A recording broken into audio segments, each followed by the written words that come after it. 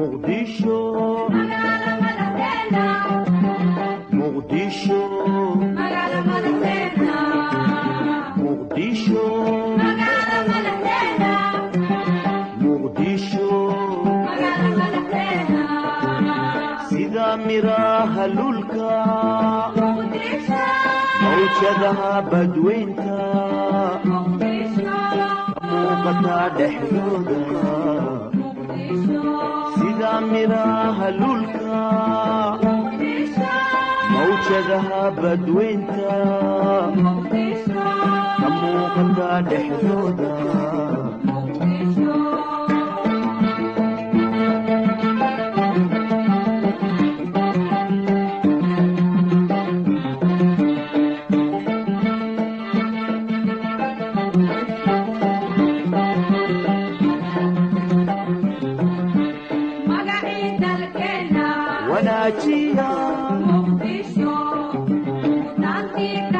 بسم الله الرحمن الرحيم داوديال كسو دوادا برنامجكeenii Muqdisho maanta oo toddobaad bay kaga yimaada magaalada Muqdisho caasimada dalka Soomaaliya alaaba barnaamijka waxa idin soo saaraa aniga hadda saaqmina dhowre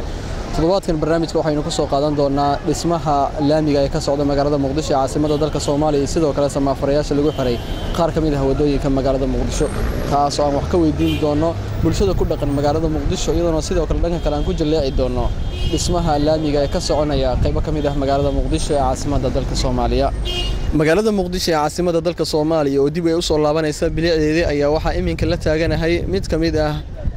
dadka ku dhaqan magaalada Muqdisho isla markaana kamid ah muwaadiniinta Soomaaliyeed ee ku sugan magaalada Muqdisho ee caasimada dalka Soomaaliya waxaynu weydiin doonaa ra'yigiisa ku aadan in magaalada Muqdisho dib ay u dhismato iyo in laamiyadii magaalada Muqdisho ee barsimaadka dib ay u soo laabtaan taas oo iminka magaalada ay ka socdaan dhismo baaxad leh adiga ugu horreyn ku bilaabaya magacaaga sidaad u aragtaa dhismaha bilicda leh ka soconaya magaalada Muqdisho Ibrahim Yunis waxa mahadi ah in aan ka hadlo miidiyaha aragtidayda horta runtii aragtidu waxa weeyaan Soomaaliya anagu waqtiyaal badan oo kala duwan baan soo maray waqti dawladnimo soo maray waqti burbur baan soo maray waqti mataqaanaa the rule of one man ama taliya kooxeed baan soo maray marka waxa weeyaan Soomaaliya maanta ilaahay wahabkiibu ka qaaday culeyskubu ka qaaday horumarkan la gaaray iyo mataqaanaa horumarkan wadooyinka sidii mataqaanaa adeega bulshada sida mataqaanaa waxbarashadii wixii oo dhan baa way hirgeleen anu waxaan aaminsanahay aragtideeduna ay tahay wadanka sida horumarkan imika aad iyo aad baan ugu faraxsanahay waxaan leeyahay ilaahayow diintaada iyo dalka ilaahow u gargaar ayaan taaganahay ereygaas ay ga soo baxo murti aniga ilaahow diintaada iyo dalka ilaahow u gargaar baan leenahay dadkan muwaadiniinta waxaan jecelahay inay wixii wanaagsan ay taageeraan baa wanaagsan wixii xunna ay diidaan baa wanaagsan bal waxaanu isla meel dhigi karaa warqax iyo dhib iyo aqal dumis iyo mise dawlad mid kale Soomaalidu waxa ku maamahdaa oo dawlad xun dawlad la'aan dawlad xun baa dhaanta dawlad xunna ma hayna imika horumar baan ku soconnaa waa in mataqaanaa muwaadin kasta uu taageeraa ujeedada horumarka dalka sidaasan kaga baxaya wad mahadsantihiin waa tahay daawadayaal wali waxaynu gudaha kaga jirnaa barnaamijkeena Muqdisho iyo maanta oo toddobaadkan aynu ku soo qaadanayno bilicda iyo horumarka ka jira magaalada Muqdisho iyo sidoo kale iyadoo dhismaha ka jira magaalada Muqdisho taa oo muuqanaysa iminka magaalada Muqdisho lagu fidinayo laamiyadii taas oo qayb ka noqon doonta bilicda magaalada Muqdisho wax badan ka tari doonta in magaalada Muqdisho ay ku soo laabato sidii barsimaadka ay ahayd sida iminka muuqanaysaba waxa iminka sida indhihiina ay qabanayaan la fidinayo laamiga taas oo iminka ay ka shaqeynayaan shaqaale Soomaaliyeed sidoo kale iyadoo arrintan ay wadaan shirkado ka socda wadanka Turkiga sidoo kale dadka waxaynu weydiin doonaa fikradaha kala duwan ay ka qabaan in magaalada Muqdisho dib ay u soo laabatay bilicdeedii taas oo iminka dad fara badan ay u soo daawasho tageen qaabka iminka loo dhisay laamiga wareen adiga ku bilaabaya magacaaga sideed u aragtaa dib u soo noolaanshaha magaalada Muqdisho ee marka la eego dhanka bilicda anigoo ah Maxamed Rashiid May deganna magaalada Muqdisho dhibaatadii wadankan soo martayna goobjoog ka ahaa maadaama wadankeena burburinay haddana wadankeena aan dib aan u dhisanayno waxaan u arkaa arin aad iyo aad u wanaagsan inaan wadankeena burburino haddana aan dhisano aad iyo aad ay u wanaagsan tahay bilicda magaaladan inay soo noqoto aad iyo aad aan ugu faraxsannahay waanu ku taageeraynaa dawladda Turkiga iyo dawladdeena inay maaragtay barnaamijkaas ay u tafciitaan dadweynahana anaka aan nahay gacan ayaan ku siinaynaa in oo bilcida magaalada dib ay u soo noqoto waa tahay dhanka kale markii aynu eegno magaalada Muqdisho waxaa lagu xiray qaar ka mid ah wadooyinkooda samaafaraha kala haga gawaarida dad fara badan dhibaato ay ku qabaan sidii ay u fahmi lahaayeen adi ahaan fikirkaaga ku aadan arrintaas samaafaraha waa technology hore u maray waddankeena hore u lahaa dadweynaha waa yaqaaniin in seminaaro iyo wacyigelin darawaliinta gaadiidka loo fidiyo unbay u baahan tahay samaafaraha waa shay nadiif ah oo jira oo maaragtay gaadiidka lagu kala hago oo rinjiga gaduudan hadduu soo baxo gaariga waa inuu istaagaa rinjiga buluuga hadduu soo baxana gaariga waa inuu dhaqaaqaa dadweynahana rinjiga gaduudan markuu gaarigu istaago waa inay dadweynaha ayagan ay maraan meesha oo si ay leenjidka waa ka xiran yahay intaas waay wax dhib oo uu leeyahay Allah wartu ma jiraan samaafaraha bismillaahir rahmaanir rahiim magacaygu waa Cabdi Maxamuud Axmed waxa waaye magaca wuxuu u baahan yahay sheegisteedu wax weyn ma aha magac la yeesho Soomaalinimo iyo muwaadinimo loo baahan yahay dalkan dadku waa deeqaa Ilaahay iimaan la'aan iyo ibliisa dadka taabtay aad baana waxaan ugu mahadcelinaynaa haddaanu nahay shacbiga Soomaaliyeed dawladda Turkiga Ilaahay khayr ha siiyo horumar weyn iyo nolol dalka Soomaaliya la soo doonatay waa caalamka fidna mar walba dadka isaga dhacda Ilaahayna waxa leenahay Soomaali culayska Allah ka qaado Soomaali Ilaahay culayska ka qaado Soomaali Ilaahay culayska ka qaado wanaaga iyo aqligana Allahna tusiyo in dalka la dhiso dawladda Soomaaliyeed waa ugu hambalyeynayna gobolka Banaadir labada caasimadood haday isugu magac dareen waa uduqa magaalada waa ugu hambalyeynayna waxaan kaloo rabnaa inaan maaragtay samaafarayaasha iyo wadooyinka anigu 41 sano waxaan ahay darawal waxay u baahan tahay wuxuu in dadku ay aqoon u leeyihiin hadda nidaam yaroo waxaa jira lagu hiigsa karo sida hadda iskaashatooyinka inay gaadiidka sikuma ay mas'uul ka yihiin seminaaro ay sameeyaan in Generaal Cali khayr Allah siiyo ninka taraafikada madaxda u ah inuu sameeyo dadka seminaaro loo sheego la baro sharciga istiraadaalaha wasaaradana waa yaala iskaashatooyinkana waa yaala taraafikana waa yaala marka waxay u baahan yihiin in dadka wax la baro oo wax la fahamsiyo maxaa yeelay maanta waxa ama dhibka haaya ama isku haaya ama ii sheeg maartay aan Soomaalinimadaba isagoo shaqiir ah yimid wuxuu ku qaan gaaray fidnadana bini'aadamka laftigiisa fidnada isaga laftigiisa ku noqonaya hadii oo shaqiir ay hadda qaan gaar hadoo oo ku awlaadaada fidnadaha ula tagtana wax weyn ma ahan waa dadka in wacyigelin loo sameeyo wanaag loo sameeyo la baro war dalku weydin anfaca dalka adinka iskale dadku waa dadkiini caalamka dawlad kasta iyo dad kasta ayba waxay leeyihiin yaani dalkooda safaaradaha calamada waxa loo suraayo waa aqoonsi waxa dawladdu ay dawladnimo ay ku tahay waa shacabka dawladdu waa adeegayaashana waxaan ka rajaynaynaa inay maaragtay ummadan waxa ay u baahan yihiin ay wax u qabtaan dhibaatooyinka caalamka ka jirana ay la xarbiyaan maxaa yeelay mas'uuliyadii iyaga shalay u dhaartay ninkii shalay inta dhaartay maanta khalad sameeyana ilaahay maalintii yawmal bacth iga waa kula xisaabtama والسلام عليكم ورحمة الله وبركاته. أنا عبد الرحمن معلم بشير والله وحنا وركان سكورتي قاعد يادو أنفع dadka darwalada aad u yiriin darwalada aad u fiican magaalada ma joogan shirarka aad u badan marka wax badan ayuu noo qabanaya sida dadweynaha wadooyinka markay doonayaan xataa waxa uu soo kordhinaya maxamuud tamaafarkaan waa u badnay baabuurta kala haga ninkaan aqoon iyo ninkii yaqaan wadooyinka kala yaqaan oo kala sheegaya ninkii yaqaan waa yaqaanaa ninkaan aqoon waxaan ka codsanayaa inuu guduudkaas iyo cagaarka iyo buluuga oo kala yaqaan Umar Sheekh Cabdullaahi yaa leedahay samaafaraas fiicana oo ganacsanna horumar la sii gaari doono waxaan soo xasuusanaynaa waagii nabadda oo maaragtay xilliga waddanka Maxamed Siyaad barnaamijtay si wanaagsan oo ganacsannahay insha Allah faraxsanahay samaafarahan oo ah nidaamyaha wadooyinka sida qaabka loo baro wuxuuna socodsanaya bariisamaadkii waxaan rajahay inay bartaan oo nidaamka iyo qaabka loo baro wadooyinka inay bartaan waa rajahaya dadkuna hadda 23 sano waxay ku dhex jiraan qob iyo qaac marka waxaan rajahay inay nidaamka ay la qabsadaan ay la socdaan qaab waana horumar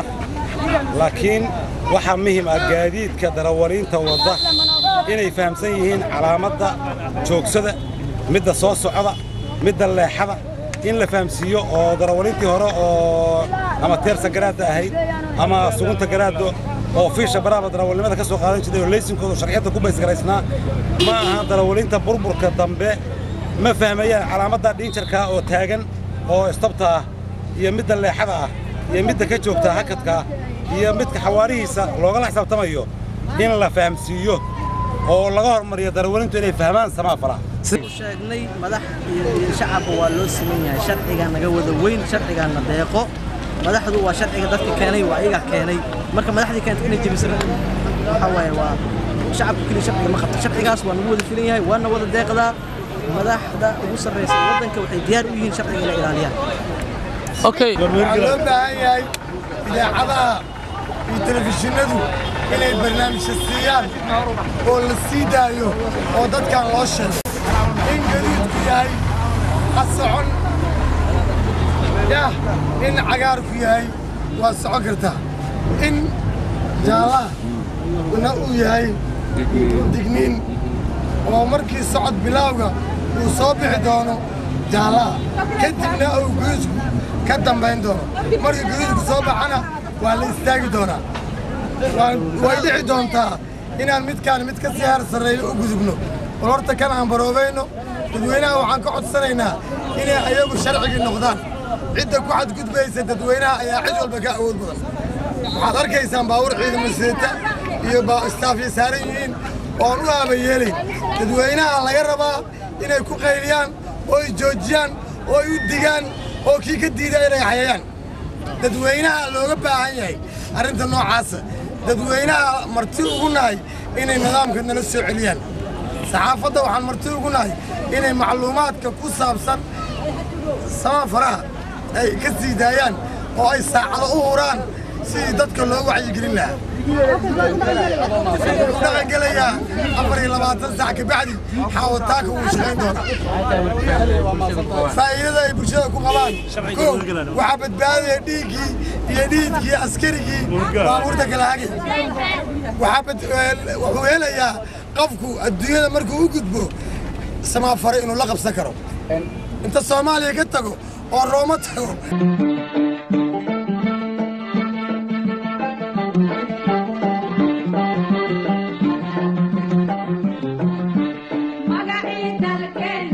wanaajiya Muqdisho danti dadkeena hagaajiya Muqdisho magacii dalkeena wanaajiya Muqdisho danti dadkeena hagaajiya Muqdisho magacii dalkeena Muqdisho ayuga muuqda Muqdisho magacii dalkeena Muqdisho ayuga muuqda Muqdisho magala madaxdeena Muqdisho magala madaxdeena Muqdisho magala madaxdeena Muqdisho magala madaxdeena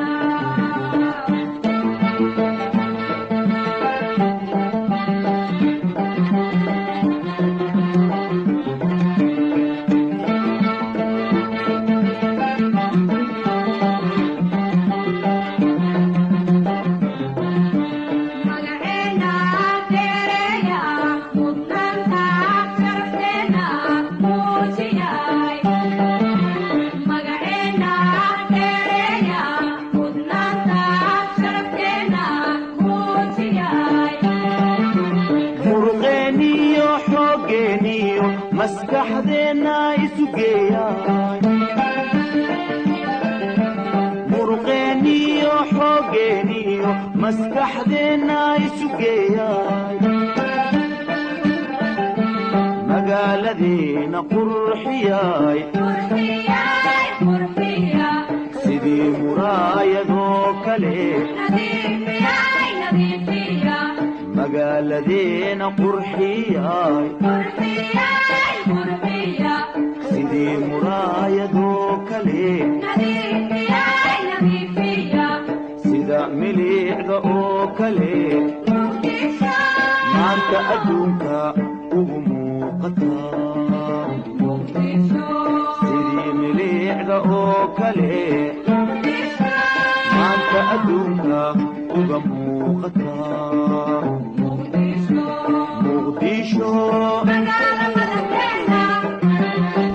dhismaha laamiga iyo samafarayaasha iyo markaan arkay wanaagga ka socda iyo dalka dhismihiisa ayaan waxaa iska keena qaaday wadaniyad halkaasaan kula kulmay markaan telefishinka waxaana ka leeyahay laamiyada degdega dumariyo rago derise inta wada duqa maamuliyo guddidaha cadada markii la isku daray dalku durugiyayo misna duuliyayo dayaxiyo dareertanba daba marno